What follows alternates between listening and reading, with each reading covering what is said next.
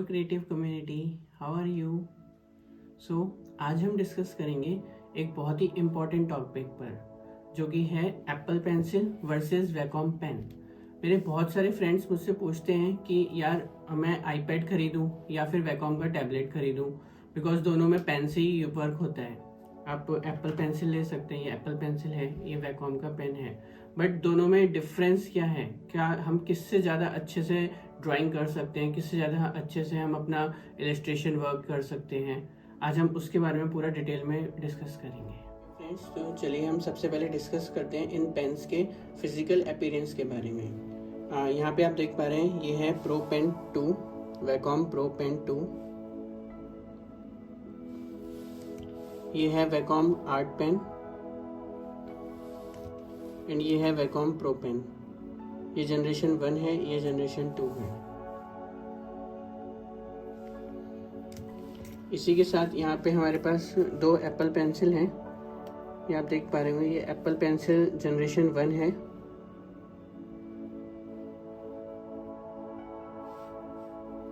And ये Apple pencil generation 2 है।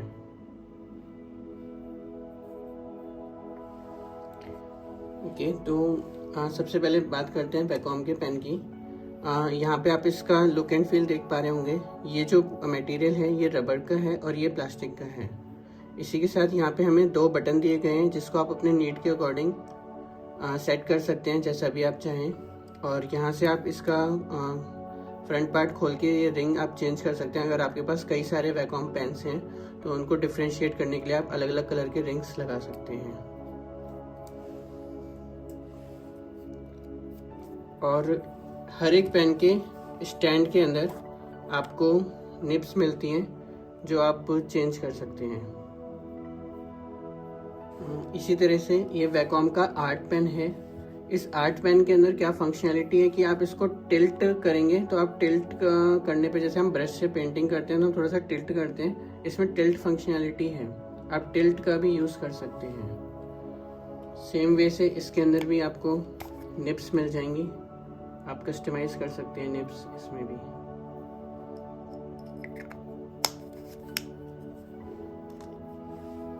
इसी तरह से वैकॉम का प्रो पेन जनरेशन 1 है।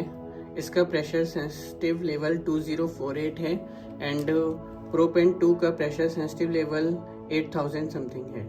सो क्लियरली आपको डिफरेंस पता चलेगा इसको यूज़ करने में, दोनों पेन्स में। अब हम बात करते हैं एप्पल पेंसिल की। ये एप्पल पेंसिल जनरेशन 1 है। इसका जो फिनिश है वो एकदम ग्लॉसी फिनिश है एंड स्लिपरी है ये बहुत ज़्यादा, आप जैसे देख पा रहे हैं। और ये बहुत स्लिम भी है, तो समटाइम्स अगर आपके हैंड्स वेट हो रहे हैं या स्वेटिंग कर रहे हैं तो आपको बहुत दिक्कत हो सकती है इसको यूज़ करने में। एंड इसकी टिप की बात करें तो इसका भी वैकॉम की तरह आगे का टिप खुलता है, बट ये टिप आपको अगर आपकी टिप अगर ख़राब हो जाती है तो आपको अलग से परचेस करनी पड़ेगी। टैबलेट या पेन के साथ कुछ भी टिप अलग से नहीं आती। एंड सबसे बड़ा ड्रॉबैक जो है एप्पल पेंसिल का कि आपको इसको चार्ज करना पड़ेगा, आईपैड में लगा के या चार्जर में लगा के। सो अगर आप इसको चार्ज करना भूल गए हैं या फिर आप वर्क कर रहे हैं और इसका चार्ज ख़त्म हो गया है तो फिर आपको थोड़ी देर रुक के इसे चार्ज करना पड़ेगा। सिमिलरली ये एप्पल पेंसिल जनरेशन 2 है। इसका फिनिश जो है थोड़ा सा मेट फिनिश है, ये ग्लॉसी नहीं है। एंड इसमें एक ये स्ट्रिप दे दी है ताकि ग्रिप में थोड़ा सा इजी रहे, बट स्टिल इसको भी आपको चार्ज करना पड़ेगा। एंड सिमिलरली इसमें भी जो निब है इसमें कोई एक्स्ट्रा निब्स नहीं आती, ये आपको अलग से परचेज करनी पड़ेंगी। वैकॉम के किसी भी पेन को आपको कभी भी लाइफ टाइम कभी भी कोई भी चार्जिंग नहीं देना पड़ता उसे। ओके, सो नेक्स्ट पॉइंट हम जो डिस्कस करेंगे फिजिकल अपीयरेंस में वो है, आप वैकॉम के तीनों पेन में यहाँ पे कुछ टिप्स देख पा रहे होंगे पीछे की तरफ। ये एक्चुअली इसका इरेजर है। आप कुछ भी एडिट कर रहे हैं फोटोशॉप पे या किसी भी सॉफ्टवेयर पे और आपको इरेज करना है तो आप जस्ट पीछे से इसको इरेज कर सकते हैं। एंड वैकॉम के पेन क्योंकि रेजोनेंस टेक्नोलॉजी को यूज़ करते हैं तो ज़रूरी नहीं है कि आप इसको टच करके या प्रेस करके इरेज करें, आप दूर से भी करेंगे तो भी ये इरेजर वर्क करेगा। बट एप्पल पेंसिल की बात करें तो इसमें एप्पल पेंसिल जनरेशन 1 में तो कोई इरेज़र इस टाइप का नहीं आता, आपको सॉफ्टवेयर से मैनुअली उसे चूज़ करना पड़ेगा इरेज़र को। एप्पल पेंसिल जनरेशन 2 में यहाँ पे आपको डबल टैप करके आप इरेज़र चूज़ कर सकते हैं, बट वो सिर्फ सपोर्टेड सॉफ्टवेयर्स में ही होगा, वो हर सॉफ्टवेयर में नहीं हो पाएगा। एंड अगर वो ढंग से टैप नहीं भी हुआ तो भी आपको फिर उसे मैनुअली ही चूज़ करना पड़ेगा, वो इतना इजी टू यूज़ नहीं है। एंड समटाइम्स इसको टैप करने पे पेंसिल स्लिप भी होती है।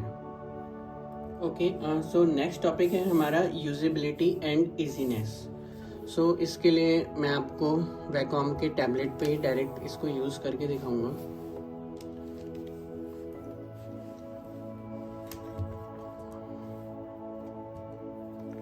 ये हमारा वैकॉम का टैबलेट है। ओके, सो यहाँ पे मैंने वन नोट ओपन कर लिया है एंड अब बात करते हैं दोनों पेन्स की यूजेबिलिटी एंड इजीनेस के बारे में। सो सिंपली यहाँ पे स्टैंड पे पेन रहता है, मुझे सिंपल उठाना है एंड सिंपल इसको राइट करना शुरू करना है। एंड आप देख पा रहे होंगे कितना प्रिसाइजली ये राइट कर रहा है। जो कुछ भी हम लिखना चाह रहे हैं हम डायरेक्टली इस पर लिख सकते हैं एंड ये बिल्कुल रियल टाइम में उसको वहाँ पे शो करता है।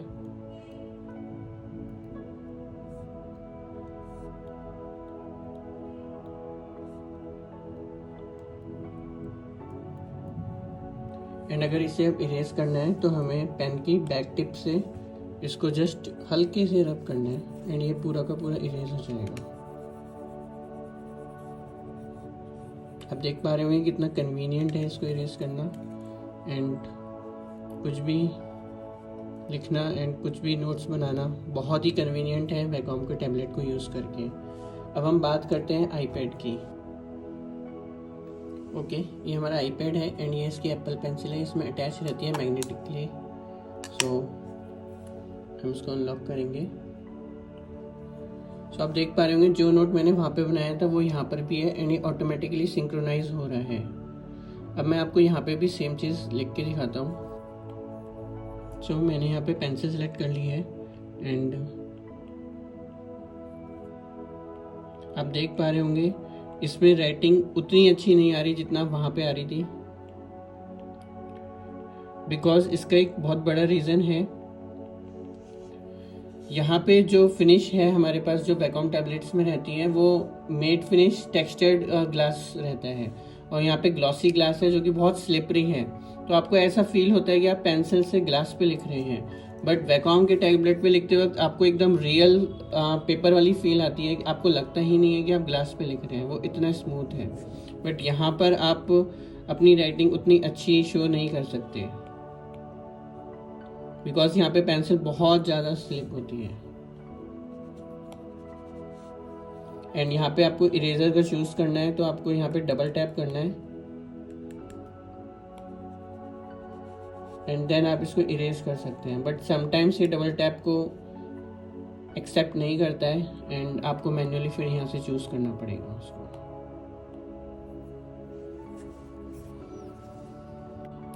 सो अब हम बात करते हैं इन पेन्स के इजीनेस की। जो वैकॉम का पेन है हमेशा इसके स्टैंड में रहता है, इसे कभी भी चार्ज नहीं करना पड़ता, जस्ट आप इसको इसके स्टैंड से हटाओ और इसे लिखना शुरू कर दो, जो भी कुछ आपको ड्रॉ करना है या कुछ भी what ever you like. But in case of iPad इसका पेन इसमें अटैच रहता है, अगर इसमें अटैच नहीं है तो ऑब्वियसली इसकी बैटरी ख़त्म हो जाएगी। अगर ये डीअटैच भी रखा हुआ है, आप इसे यूज़ नहीं कर रहे तो भी इसकी बैटरी ख़त्म हो जाएगी। सो आपको इसको हमेशा इसमें अटैच करके ही रखना होगा। एंड अगर इन केस आपके पास एप्पल पेंसिल जनरेशन 1 है तो आपको इसको चार्ज करने के लिए इसको इसके पीछे लगाना पड़ेगा, इस तरह से, कुछ इस तरह से ये चार्ज होता है। सो बहुत ही इनकन्वीनियंट तरीका है इसको चार्ज करने का और आपको वेट करना पड़ेगा कि जब तक ये पूरा चार्ज नहीं होता आप इसे यूज़ नहीं कर सकते। इन एप्पल पेंसिल के साथ एक और ड्रॉबैक है कि इसकी एक लाइफ है, लाइक हर बैटरी की एक लाइफ होती है, कुछ टाइम के बाद वो डिप्लीट हो जाती है पूरी तरह से। सो मोर ओवर लाइक 2 years और 3 years, इससे ज़्यादा एप्पल पेंसिल नहीं चलती क्योंकि उसकी बैटरी फिर ख़राब हो जाएगी और फिर वो चार्ज होल्ड करना ख़त्म कर देगी। सो आपको फिर नया परचेज करना पड़ेगा। बट वैकॉम के पेन के साथ ऐसा कुछ भी नहीं है, वो 5 years, 6 years, 7 years तक चलते रहते हैं। इनफैक्ट मेरे पास जो वैकॉम प्रो पेन है ये मेरा 6 इयर्स ओल्ड है और ये आज भी एकदम न्यू की तरह चलता है, इसमें कोई दिक्कत नहीं है। हमेशा आप इसे कभी भी यूज़ कर सकते हैं, कोई चार्ज करने का झंझट नहीं, and just easy to use. Okay, so अब बात करते हैं इन दोनों पेन्स के प्रिसीजन को लेके। लाइक आप देख पा रहे होंगे, आप वैकॉम के पेन को एज अ कर्सर भी यूज़ कर सकते हैं, आपको माउस की ज़रूरत नहीं है, ये एज अ कर्सर भी वर्क करेगा। एंड यहाँ पे मैंने एक पेंटिंग सेलेक्ट कर ली है, सेम मैंने यहाँ पे भी सेलेक्ट कर रही है। सो अगर मुझे इसमें स्ट्रोक्स क्रिएट करने में, बहुत ही प्रिसाइजली स्ट्रोक्स यहाँ पे क्रिएट कर सकता हूँ। लाइक आप देख पा रहे होंगे, लाइक बिल्कुल प्रिसाइजली, लाइक हल्का सा 20 मिनट डिफरेंस नहीं आता है। एंड क्योंकि ये पेन प्रेशर सेंसिटिव है, तो जितना मैं प्रेशर लगाऊंगा उसी हिसाब से इसका स्ट्रोक आएगा मेरे पास, जैसा मैं चाह रहा हूँ। But in case of Apple pencil,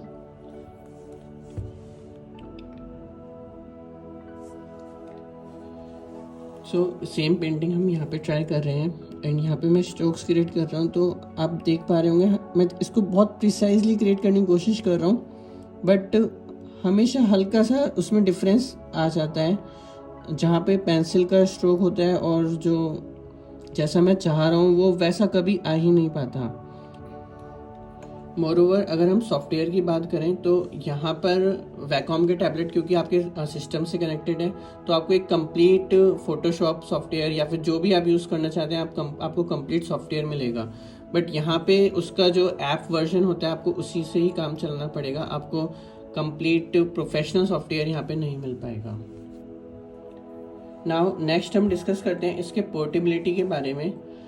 regarding portability I will say of course iPad is more convenient because Wacom का जो टैबलेट है वो हमेशा उसको चलाने के लिए आपको एक डेस्कटॉप कंप्यूटर या लैपटॉप चाहिए ही चाहिए होगा। सो आप इसको हर जगह यूज़ नहीं कर सकते, आपको अपना स्टूडियो या फिर वर्क प्लेस में ही आप काम कर सकते हैं। बट आईपैड के साथ आप उसको कहीं पे भी लेके जा सकते हैं, बहुत ही कन्वीनियंट है। उसको आप मेट्रो में भी अगर ट्रैवल कर रहे हैं, आप ट्रैवल करते करते कुछ भी ड्रॉ कर सकते हैं। बट आप एक just like note taking work इसमें कर सकते हैं, बहुत ज़्यादा प्रिसाइज वर्क नहीं कर सकते, बहुत ही स्मॉल है, बहुत अच्छे से आप इसको कैरी कर सकते हैं। बट वैकॉम के साथ पोर्टेबिलिटी का थोड़ा सा इशू है, बट वो उस पर्पज़ के लिए बना भी नहीं है, ये स्पेशली प्रोफेशनल लोगों के लिए है जो भी वो काम करना चाहें। तो हमारा नेक्स्ट पैरामीटर जो कि बहुत इंपॉर्टेंट पैरामीटर है वो है कॉस्ट। इन दोनों टैबलेट्स की कॉस्ट कहाँ से शुरू होती है और हमें कौन सा परचेज करना चाहिए। सो वैकॉम का टैबलेट आपको स्टार्टिंग प्राइस जो होती है वो 3500 से होती है, जो नॉन स्क्रीन मॉडल्स हैं। एंड स्क्रीन वाले जो मॉडल्स हैं उसकी प्राइसिंग स्टार्ट हो जाती है 33,000 से। सो 33,000 में आप एक प्रोफेशनल टाइप ड्राइंग एक्सपीरियंस ले सकते हैं वैकॉम के टैबलेट से। But in case of iPad की कॉस्ट स्टार्ट होती है 30,000 से बेस मॉडल की, और उसके साथ अगर आप एप्पल पेंसिल लेते हैं तो वो आपको पड़ेगी 8,500 की, यानी कि अप्रॉक्स 38,000 की।